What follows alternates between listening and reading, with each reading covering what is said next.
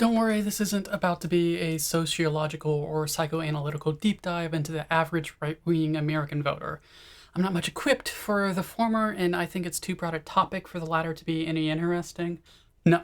See, The American Conservative is a publication I discovered when I was investigating the sponsors of the Heritage Foundation's Project 2025. I've got two Project 2025 videos, one discussing the text of the project's mandate for leadership, and the other looking at the groups and people behind it.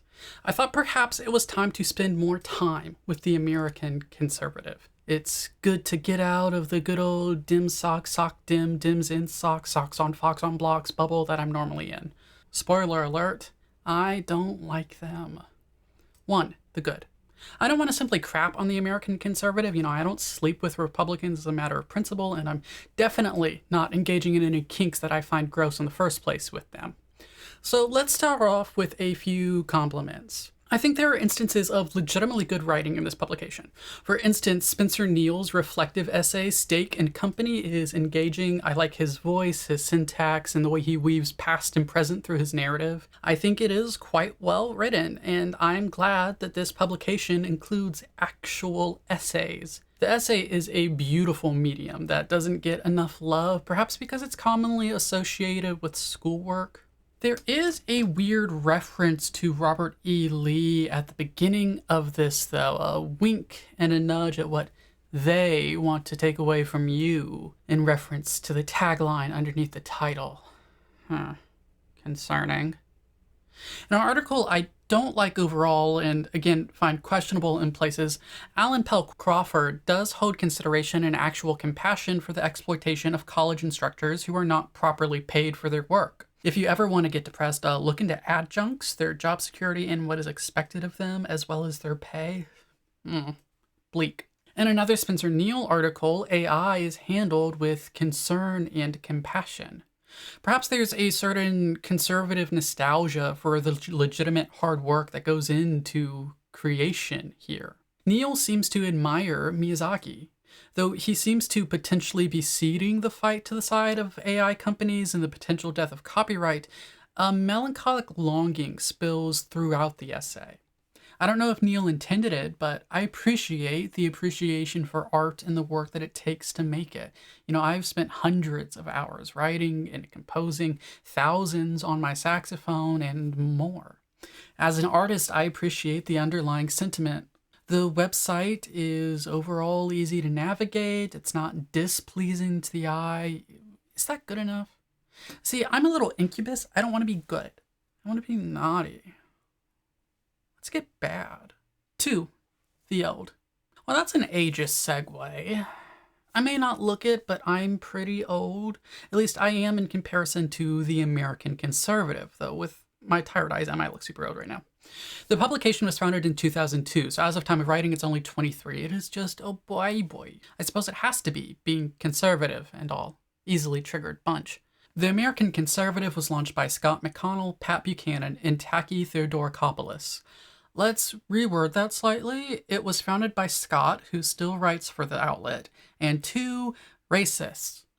One of those racists dabbles in Holocaust nihilism, and the other is a convicted attempted rapist whose history of disgusting racism never got him kicked off of his cushy writing gigs at various conservative platforms. Interesting.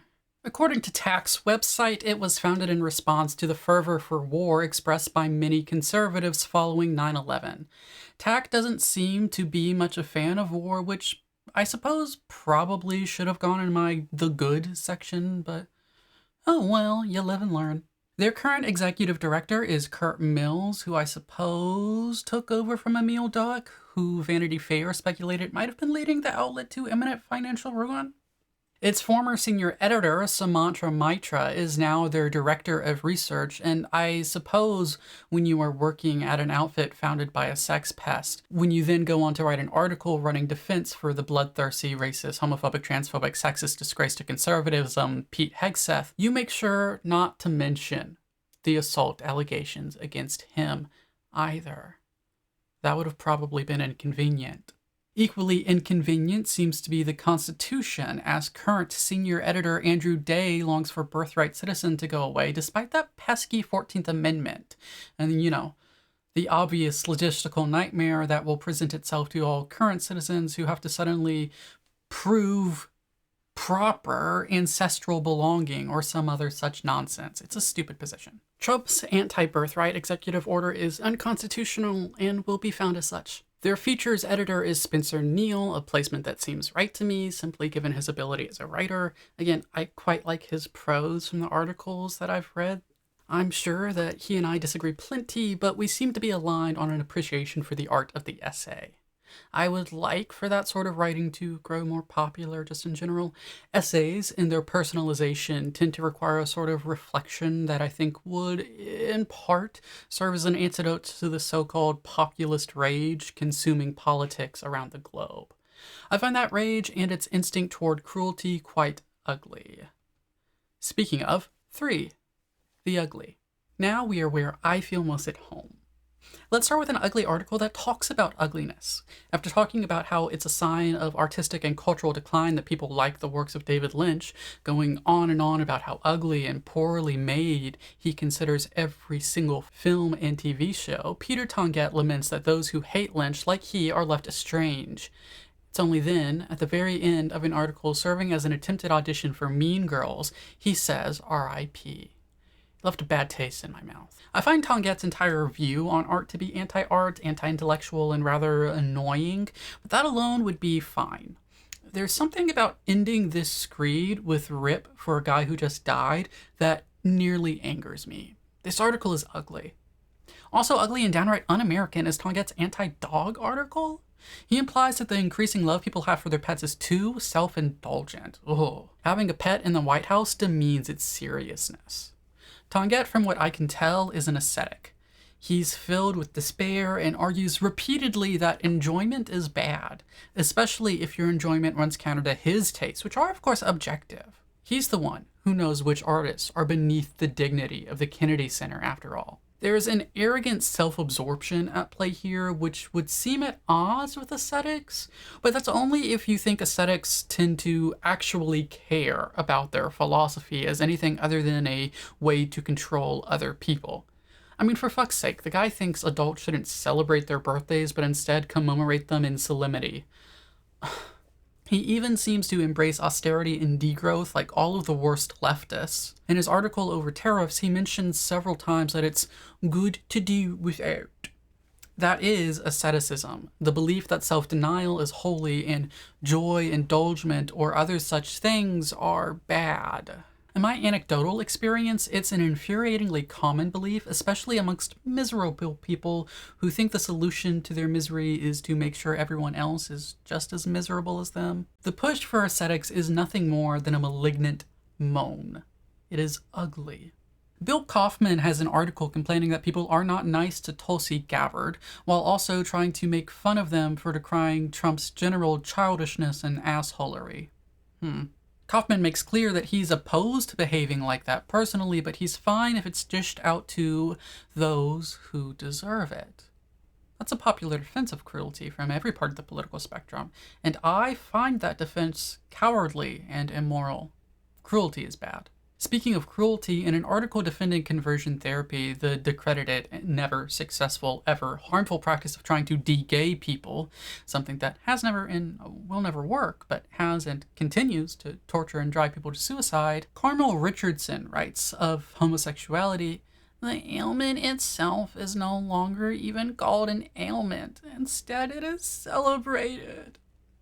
In this article, she defends one of the fathers of conversion torture, Joseph Nicolosi. Banning the ineffective torture of gay people to fail at making them straight would be tantamount to throwing out good morality in Richardson's mind, because she is a hard little bigot. In a later article, she laments Governor Sununu banning gay conversion therapy as a supposed abandonment of conservative values. Apparently, in her mind, conservatism is based primarily in anti-science, anti-human, anti-compassion, bigoted hatred. Speaking of bigoted hatred, there's Rob Dreher. In an article covering monkeypox, Dreher quotes Romans 1:24, which, though not quoted here, is implied with a wink, is followed in Romans 1:27 with the fun line, Men committed shameful acts with other men and received in themselves the due penalty for their error. Dreher writes in that article, this is the dark side of the culture of freedom we have created. Monkeypox, anarchy, and the destruction of the human. If you don't think the legitimization of the sexual exploitation of children isn't coming next, you are living a fairy tale. So monkeypox, like AIDS before it in his mind, was a divine punishment for us filthy gays. Allowing homosexuality to go unpunished legally or socially will lead us down a slippery slope to destroy all morality and human nature. Rob is an extremist. He's disgusting. His writing is ugly. I don't believe he writes for them anymore, but his article should have been deleted. In his Monkeypox article, he goes on and on about how sexual liberation itself is bad and lets out a bit of a misogynistic slip when he wonders if the word slut can even be applied to a man.